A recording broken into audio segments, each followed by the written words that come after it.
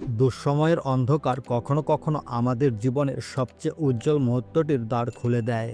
তুমি ভুল করছো, এতে লজ্জার কিছু নেই। বারবার ভুল করা একটি জিনিসই প্রমাণ করে তুমি হাল ছাড়োনি, তুমি চেষ্টা করে চলেছ। কখনো ভেঙে পড়ো না। পৃথিবীর যা কিছু হারিয়ে যায় অন্য কোনো রূপে সেটি ঠিকই আবার ফিরে আসে আমাদের জীবনে। সহজে জেতার আনন্দ কোথায়? বাধা যত বিশাল, বিজয়ের আনন্দ ততই বাঁধ ভাঙ্গা।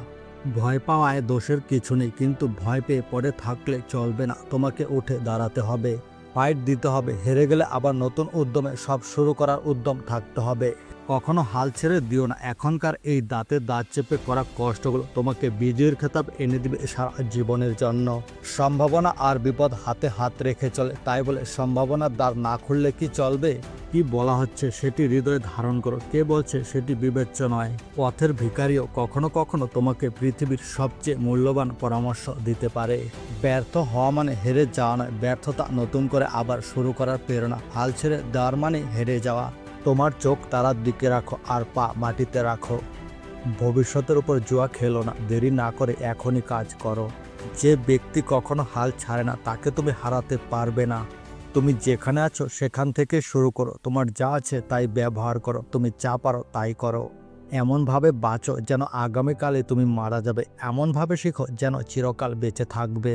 পৃথিবীতে কোনো মেয়ে 6টা গাড়ির মালিক ছেড়ে 6 প্যাকওয়ালা ছেলের সাথে যাবে না। তাই জিমে যাও বন্ধ করে কাজে যাও, শুধু সামনে এগিয়ে যাও। কে কি বলছে তাতে কান দিও না, নিজের ভালোর জন্য যা করতে হবে করতে থাকো। আপনি যদি গরিব হয়ে জন্ম নেন তাহলে এটা আপনার দোষ নয়, কিন্তু গরিব থেকে যদি আপনি মারা যান সেটা আপনার দোষ। স্বপ্ন দেখতে জানলে জীবনের কাঁটাগুলো ধরা দেয় গোলাপ হয়ে। আগুনকে যে ভয় পায় সে আগুনের ব্যবহার করতে পারে না। যে ব্যক্তি কখনো হাল ছেড়ে দেয় না তাকে হারানো খুব কঠিন। সফল হওয়ার সহজ উপায় হলো কথা বলা ছেড়ে দেওয়া এবং শুরু করে দেওয়া। আপনি যদি তৃপ্তি সহকারে বিছানায় যেতে চান তবে আপনাকে প্রতিদিন সকালে দৃঢ় সংকল্প নিয়ে উঠতে হবে। সফল হতে হলে মনের বিরুদ্ধে কাজ করতে হয়। এই বিশ্বে স্থায়ী কিছুই না, এমনকি আমাদের সমস্যাগুলোও না। তোমার যদি স্বপ্ন দেখার সামর্থ্য থাকে তবে তুমি বাস্তবায়নের যোগ্যতা অবশ্যই রাখো। জেগে ওঠো, সচেতন হও এবং লক্ষ্যে না পৌঁছানো পর্যন্ত থেমো না। যদি তুমি গতকাল পরে গিয়ে থাকো তবে আজ এই মুহূর্তে উঠে দাঁড়াও। সার্টিফিকেট বাড়ছে মানে এই নয় যে দেশে ভারমুক্ত হচ্ছে। এই দেশ সার্টিফিকেট বাড়ছে মানে শিক্ষিত বেকারদের সংখ্যাও ভারী হচ্ছে। সবাই পৃথিবী বদলানোর কথা ভাবে, কিন্তু কেউ নিজেকে বদলানোর কথা ভাবে না।